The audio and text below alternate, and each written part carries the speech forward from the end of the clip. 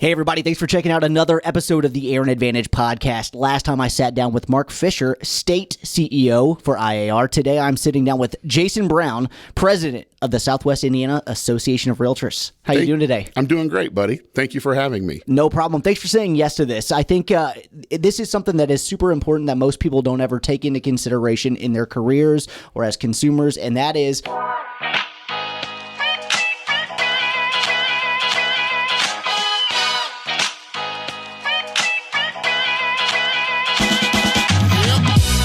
what is the Association of Realtors and what do they do besides help people buy and sell homes? It's so much more than that. It is. And the funny thing is if you would have asked me 5 years ago, I would have said, I would have given the same answer that 99% of the other people out there would have given. I'd have been like, well, they provide my MLS, of course. Wrong. Wrong. But it's one of those things I don't think I would have actually pursued this direction. You actually were a part of what ultimately pushed me this way. You and our seated state president, also a FC Tucker agent, Andy Rudolph. Who still hasn't been on the podcast. I'm coming for you. Really, Andy? Working on it. Andy? Your camera's over here. Really, Andy, the CEO, and now the local, and we can't even get the state here? Come on, buddy. Anyway, you guys encouraged me to... consider Leadership Academy, the Indiana Association of Realtors Leadership Academy, which I obviously did. And that 1 year experience should have been 1 year experience. COVID had to happen, and it took it a little longer, more like an 18-month experience. COVID hit everything in unexpected ways. It did. But that opportunity really and truly kind of changed my direction. It changed a lot of the direction of my mindset, and it really taught me a new thing about what leadership is. I'd always thought of leadership being something related to, being the CEO or the boss of your company, which I am and I have been for many, many years in different directions and different companies. But even then, it taught me so much about just doing a better job running and managing my own company. Mm-hmm. But more than anything, it showed me the importance of the association and what the association does, and the fact that without people being willing to step up and do their part, it's not the kind of thing that's going to run itself. It needs other people to step up and do their part. Yeah, Mark and I were actually discussing the Leadership Academy whenever we spoke here recently, just going over the different things that go into that, which is, education on team building and running nonprofits and public media speaking, because, as a president of association, when they want some blurb on real estate, they're coming to the top dog, and that's you. But all of the other things that went into it, and really the relationships that came out of it, that were things I definitely didn't anticipate whenever I got into it. What was the number one takeaway for you from the Leadership Academy that you've implemented and utilized probably day to day, like I have with certain things, that you think is important for people to know about? There were a lot of different things, and you hit it right on the head. There's so much information that comes out over that 1 year period. The media day was great. Understanding the way the association works with our volunteer legislators, mm-hmm. At the state level. And it really comes down to that it provides so much more than most of our own membership even understands. But I can say undeniably, and I can't talk a lot about it, you having been through the Leadership Academy, the direction I'm going, but it has to do with rainbows and colors. Oh, yes. Green, by the way. Yeah, red, by the way. You didn't have to tell me. We should have switched the windscreens. We should have. That was one of the greatest things for me, because you knew me pre-Leadership Academy, right? And I've always been one of these guys that I'm not afraid to say what I think. I usually don't worry about if I offend somebody, because sometimes you got to call a spade, and you got to call it out. But occasionally, I can look back and now say I probably was offensive in that moment, or I probably hurt someone's feelings, or I probably could have handled that a different direction. And that particular series of training and that particular series of understanding what those different colors are and how to look at a person and talk to a person and recognize those colors. Meeting them on their ground. On their ground has done so much for me, because you can't, as a business owner, there are absolutely times that I have to have a conversation with somebody that works for me, and knowing how to have that conversation based upon their personality type is very, very important. Some people, they want you to bring it to them, be direct, say what needs to be said, and then let's get back to work. And other people, you got to sandwich the good with the bad. You got to say, hey, listen, I want you to know you've been doing a great job at X, but what I'd like to talk to you about is you've got this one little thing here. You're really screwed up on Y, but Z is looking promising. That's right. And so I would say that went into my own career, that was probably the biggest thing. Awesome. You touched on something else that kind of came out of that I think is important to discuss, and that's things that even our own membership don't realize that the association does. And that's the advocacy. And that's the biggest thing that I think goes under the radar for most people of what a real association of realtors does. I talked with Mark Fisher again about the stuff that we've done at the state with, property tax caps and making sure we don't get a sales tax on services. I don't think people realize that even at the local levels, we're tracking things with ordinances and other things that are going on, and making sure that we're protecting the rights of property owners. Absolutely. When people ask me, or more fun when I get to ask them, what exactly do you think your association does for you on the local level, on the state level, on the national level? But we'll talk more specifically on the local level. What do you think your association does for you? And they go, provide my MLS.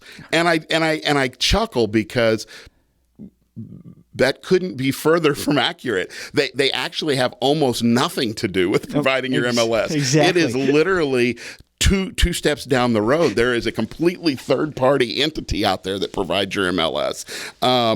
And it's one of those things that when you say, well, what do they do? Well, I know they host CE every year. Yeah, they do. Do you realize that CE that they're hosting for you comes at a cost? Absolutely. Do you realize that they're spending, that's where your membership dollars get spent? But as you just said, and again, there's a couple of really good ones in play right now. Again, the downside of being the seated president and having issues that aren't yet totally, panned out. We've got some things locally we're working on, right? With the local authorities and the local, and I say authorities, I don't mean, law enforcement. I mean, health departments, assessors, whatever, treasurers. And we are working on some things protecting the rights and advocating for not only current homeowners, but continuing to protect the availability of homeownership. So I think a lot of those things are very, very important.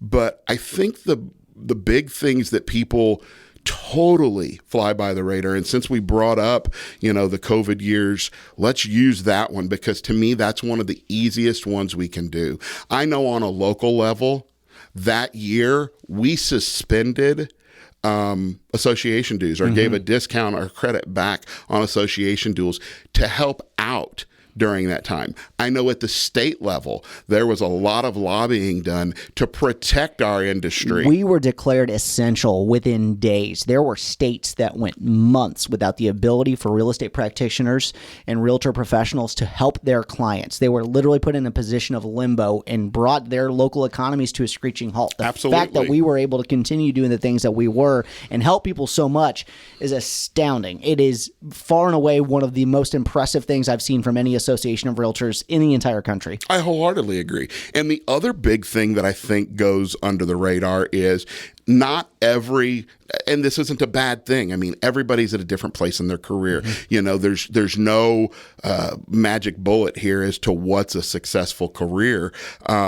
But the truth of the matter is there were even agents that were put in a little bit of a financial squeeze during that time. Just because we were declared essential doesn't mean that maybe they weren't immunocompromised, and maybe the ability to get out and work during that time put them at risk.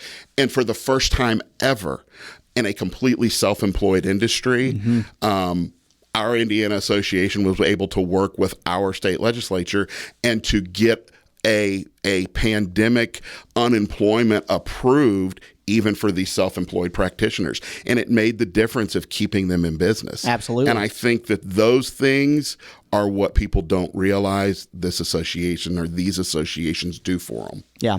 And another thing I want to discuss that, the local specifically really jumped in wholehearted on that impressed me a lot was we got into a position where there were so many people who had never heard of, thought of, or considered a virtual showing. Oh, yeah. What the hell's a virtual showing? How do I do this? What do we do? How does this work? And our association immediately took action, hopping in with education opportunities from agents who are willing and able to share their expertise on how to utilize Zoom so they could have conferences with clients, how to utilize a cell phone to go in and do a virtual showing or a video walkthrough for people. And I think the quick action of the association to make sure that they're taking care of people through unknowns is something that people take for granted at this point. It's like, well, why wouldn't they do that? Of course they're going to do that, but that doesn't happen everywhere. That's something that's amazing here. No, and that's the other thing is you have to look, as you look nationwide, there are a lot of associations. I just came back from Washington, D.C., the mid-year NAR conference, and I had an opportunity to meet a lot of the AEs from different areas, both in Indiana and other areas. And there are associations that I had an opportunity to visit NVAR, North Virginia Association of Realtors. That's a 13,000 member association. They're in just an absolutely stunning and unbelievable $11 million, agent-centric based office building where they provide places for agents to come and meet with clients and provide tools and training. But I also had the opportunity to meet an AE in charge of a 250-person agency. Oh. And when you are a 250-person association, and when you look at an association of that size, they're going to have limited resources. They're going to have a limited amount of time, and they're not going to be able to provide some of the things that our association here locally did. No association is perfect and no association does everything right, but it's a learning process.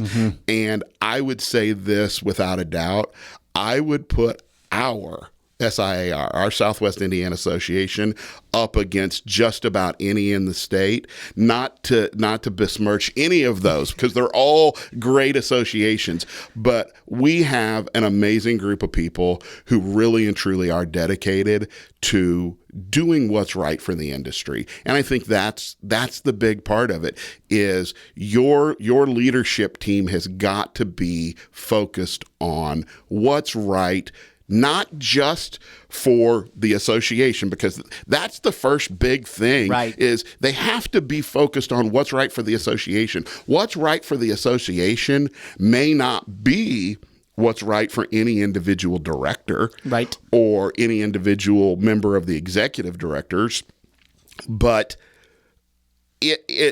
it has to be what's best for the members. It's got to be what's best for the association as a whole. You used Zoom training as an example. Right. Correct me if I'm wrong. Weren't you one of the instructors in some of that training? I did a little bit of that training. Zoom was not me. I'm going to give the shout out there to Casey McCoy. He was the one who came in and was like, hey, here's a product. Nobody had heard of Zoom before. And he was like, guys, use this. It's free to use as long as you have one-on-one FaceTime and all this different stuff. That was great. I got to come in and show them how to utilize technology for virtual showings. Well, okay. And so those two things right there are perfect examples of what I'm talking about. That's where we're going to talk about the servant leaders in our association that are going to step forward. What would have been best for the Aaron Advantage team and Aaron Luttrull as a whole would have been to keep that technology for himself and go, I'm the only guy who could do this. Hey, I'm the only guy in town who knows how to do virtual showings. You guys want to still look at houses during this pandemic? Not a problem. Give me a call. I'm your guy. And instead, what you did is you came forth and said, I want all 1,000 of you, or nearly 1,000 of you in this association, to have this tool and know how to use it. And I'm going to give it to you and show you how to do it, because I'm not going to keep it for myself, and I'm not going to use it as a tool for my betterment. What I'm going to do is I'm going to use it as a tool to better the industry as a whole and continue to make homeownership opportunities and advocacy for the population of home buyers out there most important. And that's a perfect example. Yep, I couldn't agree with you more. I want to switch gears here a little bit, and this is going to be a tough topic for me, and I know it's going to be one that you absolutely love to discuss. And it's going to be, we've done advocacy, we've done education. Another thing that people don't take into consideration is the philanthropy side of what realtors do. We've heard about the Good Neighbor Awards, about people who do amazing things in their communities, who give back of their time and their talent and their own money at times to make sure that the communities they serve are well represented.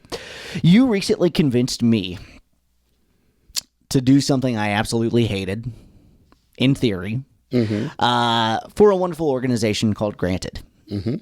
So let's talk a little bit about how you got me to rappel down a 9-story building, even though I absolutely hate heights, and why we did it.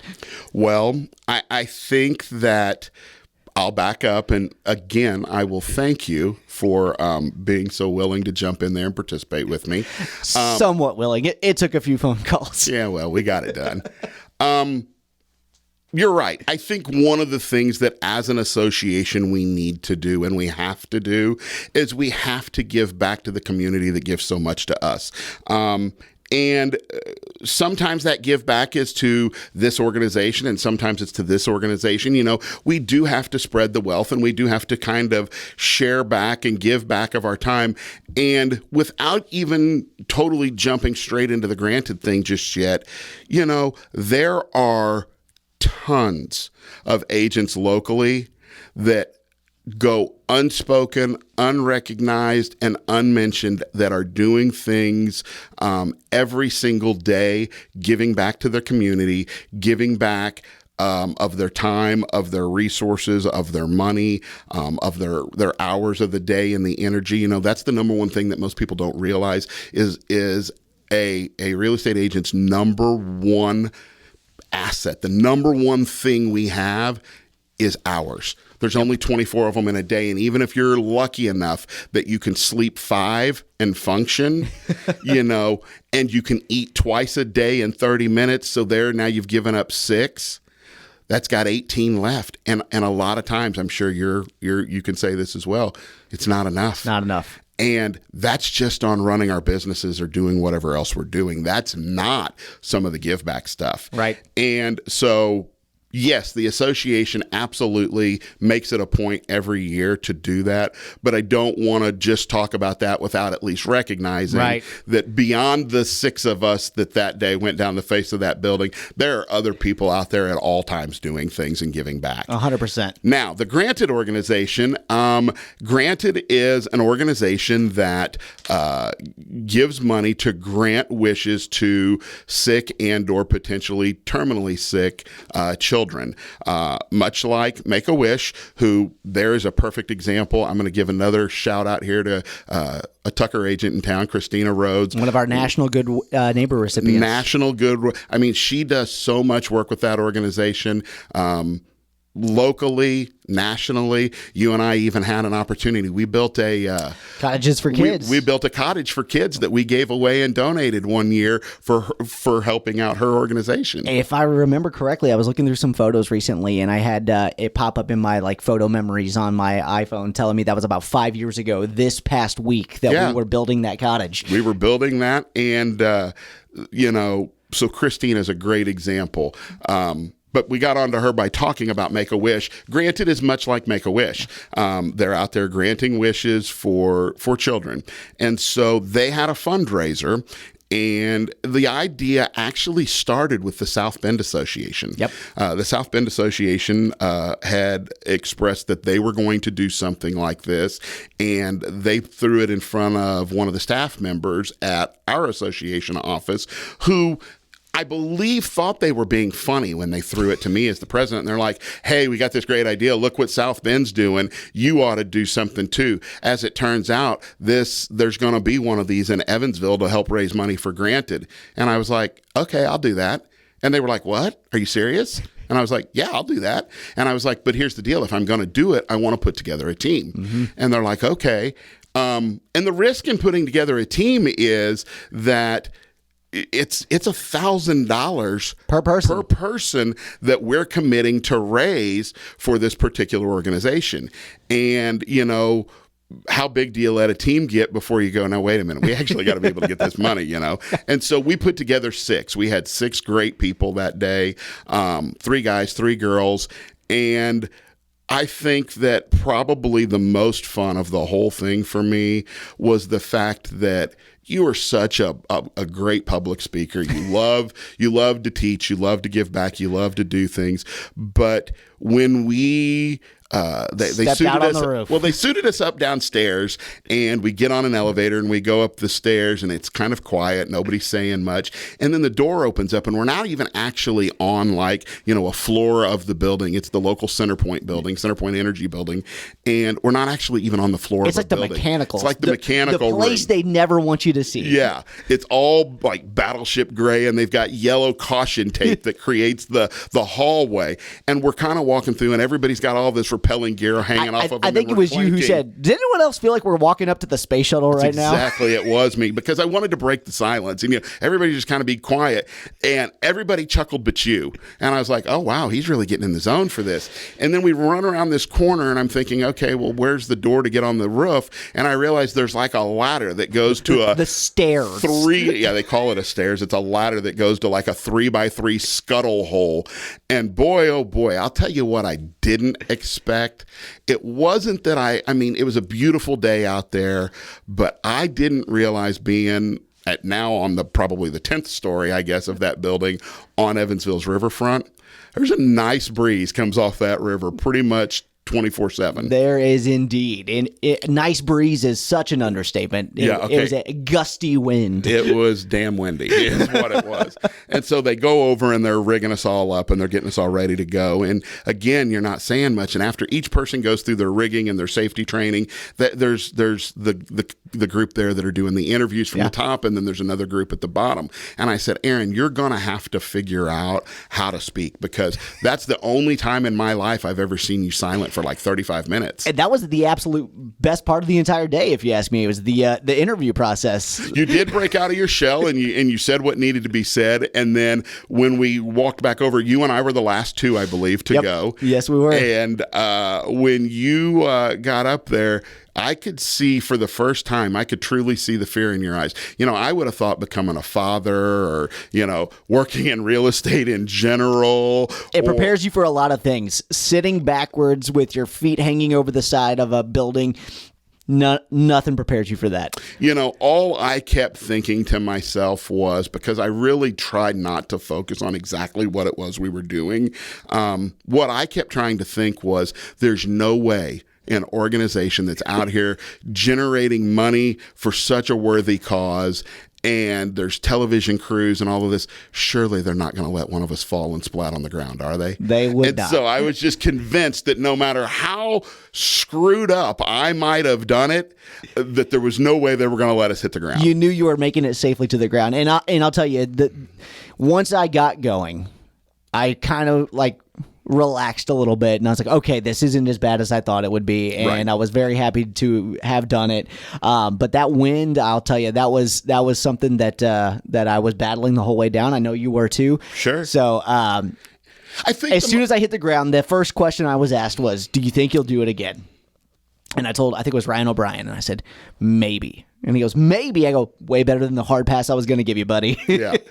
I think the important thing to look at is not only did all 6 of us go down, which means we were able to raise just over our $6,000 required, the organization as a whole that day. We helped them raise over $265,000 for that organization. Just over $250,000 in one day for a cause that's focused on providing wishes for sick and potentially terminally sick children. I just don't think I can come up with a more worthy cause to do that kind of stuff. So at the end of the day, I'm all about it. And you're right. You did say you would think. And if I remember correctly, I think I said, I won't be the president next year, but if we'd like to jump out of a plane, who's down? And I said, hell no. Yeah, I think everybody said hell no. All right. Well, Jason, I've taken up a bunch of your time, but there's one thing I really want to touch on before we end this podcast, and that's the question that I think that is tough for a lot of people, because it's like, hey, I got into real estate to make money. I want to do my business and I want to go home. And you are the kind of person who is in a position where this position as president of the association is a commitment. And it's not just a 1-year commitment. It's actually a 3-year commitment from the time you're president-elect, president, and immediate past president of our association. And a lot of people look at that and say, it's just going to impact my pocket. Why would I ever do that? And I know for a fact that that is something that goes through a lot of people's minds. And I want them to know, hey, here's why you need to do this. Here's the benefit that you get, the enjoyment that you can receive from the position that you hold. So talk a little bit about how it's impacted you, obviously not from the business standpoint, but as an individual, and what you've been able to do to impact our industry with this commitment that you've decided to take on. You are right. It is actually a 3-year commitment, because once you get voted into that, you're basically voted in as the president-elect. You automatically become the president, and then you serve as the immediate past president. So each one of those roles holds a slightly different level of responsibility. As president-elect, one of your primary goals for that year is fundraising for our political action committee. Yep. We don't, obviously, that's not something we fundraise for outside of our organization. You must be a member to be a part of that. But it helps to generate the dollars to help, with those advocacy efforts. Absolutely. It works on that advocacy. And so I was very pleased to help be a part of that that party that year and that fundraiser. And I think we did a pretty good job that year. He's being humble. He broke the record for our association for the highest level of contributions ever raised. So I'm going to say that I didn't. I had a whole team of people that helped me, and I'll throw something into the fact that maybe it's just because it was the first post-COVID year, people wanted to spend a little. And not only that, I think they also recognize the importance of those advocacy dollars by allowing us to be essential workers through that time as well. So it definitely made my job of pushing why it was so important a lot easier that year. And then your year as president, I'm not going to lie, that's the one that takes up your time. And, like you said, people are scared to get in because they're like, what's our number one commodity? Time. And I don't have enough time to give up. Here's the way I look at it. Do I give up some time this year? Sure, I do. Has it maybe had some sort of an impact on my individual sales? Maybe. But again, this is one of the things I said, that when you make the decision to move into servant leadership into an association like this, you have to not make that decision based upon what's best for you. You have to make that decision based upon, how can I make an impact for the association as a whole, that if in theory I do a good job and I can really take it serious and I can go in here and I can try to do something to make an impact, that in the long run, I'll make it back tenfold. Yeah. And that's been my biggest thing. I had a board of director member, a member of our board of directors, actually just this week, we had a conversation, and it was a eye-opening conversation for me. Yep. Because he said to me, when you got elected in your PE year, he goes, we knew at that moment you were and he said, and I don't want to offend you with this, he said, you were the Trump election. And I said, oh yeah, let's hear how you got to that. I've got some ideas of where this is going. He said, you were the wild card. Yeah. He said, you were the one that nobody really knew. I mean, you hadn't previously expressed an interest in leadership until after Leadership Academy. Right. I went to Leadership Academy in 2020. Mm-hmm. And I was elected in 2021. Yeah. I was elected. You were still technically in Leadership Academy, I believe, when the election took place. I sort of was, only because of the mild time constraint due to final meetings. But yes, I mean, I ran for the board of directors. I was elected for the board of directors. And then in my very, very, very first meeting on the board of directors, I was nominated as the president-elect. And it was an unusual place for me to be. And I can say undeniably, I wasn't elected as the president-elect because they were like, oh, wow, this guy's going to be the greatest guy on earth for the job. It's because, oh, wow, look, this guy doesn't know what's involved yet. Let's get him to do it before he figures it out. And but I'm glad they did. I really am glad they did, because it gave me an opportunity to do some things. And I like being the wild card. Yeah. And by being the wild card, I mean I don't have an agenda. Yeah. The only agenda that I have is what's best for the association and our industry as a whole. Yeah. There's a lot of other wild cards that are coming at us from all kinds of different angles. And so being able to adapt and recognize what's best and implement plans of change and things like that, I'll say I've been impressed with the conversations that you and I have had and the things that we're working on and different things. I think you were the right guy for the job. I appreciate that. We'll see. You know, I've got every meeting I have, I go home that night and tell my wife, you know, I'm down to this many meetings left as the president. And then she's like, well, you still got all next year. And I was like, listen, honey, you don't understand. As president-elect, that's kind of like in the police world, what they call retired on duty. Yeah. That's like your last year, you know, you retire in December. As past president, you mean? I think you said president-elect. Past president, yes, yeah. I'm sorry. It's past president. That's your retired on duty year. You know, you got to go to the calls that matter, but the B&E's and the this, that, and the other, you sit back and you let those rookies take that. There you go. My big thing is past president is I've got to do the past president's breakfast. And my good buddy John, who is our current John Zor, who is our current past president, he just did that a couple weeks ago. We went to the past president's breakfast, and he kind of walked over and he patted me on the back and he goes, "The rest of it's you, baby." So that's pretty much the end of his responsibilities. But you know, he's definitely done his time too, and so I've really enjoyed it. I really have. I'm going to do the best I can the rest of this year to continue to advocate for what's right for everybody, and really try to find that middle ground and try to do what's best for everybody. And the association as a whole. Hey, man, couldn't tell you how much, as a professional who is one of the younger guys in the industry, but who's been around for a long time, I've seen a lot of things change over the years, and I'll say that I'm excited to see the changes that you've started implementing, the things that we're going to be doing, and the work that we're going to continue to do on the second half of the year. You're almost through the first half, buddy. So I think I've taken up a lot of your time already today. I really appreciate you coming in and talking about the association, which is the behind-the-scenes things that people don't realize that we've got going. If there was absolutely one thing, one takeaway, one important piece of information that you want to close us out with today, what would that be? Don't be afraid to step up and serve. It can be one of the most rewarding aspects of your career. And you don't have to start to the board of directors. Join a committee. You know, when that email comes out from the board office that says, hey, committees are open, who wants to join a committee? Get involved in a committee. If you're a good party planner, get on the programs and events committee. If you're somebody that wants to get into the nuts and bolts of what's going on, look into the policy and bylaw committee. If you want to help grow the organization with our affiliate members are basically our inspectors, our vendors who come vendors, in and title companies, service the transaction. You know, get on the affiliate task force. There are so many committees out there that you can get involved with and get to do. The scholarship committee. We just had that meeting last week.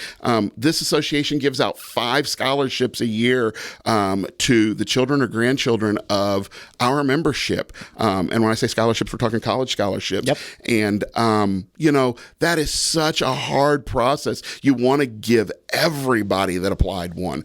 But get involved. Step up, get involved, because I've said it before, don't bitch if you're not willing to help. If you're not willing to come in and be a part of the problem, don't bitch about things, because you don't even really know what goes into implementing the changes that you want.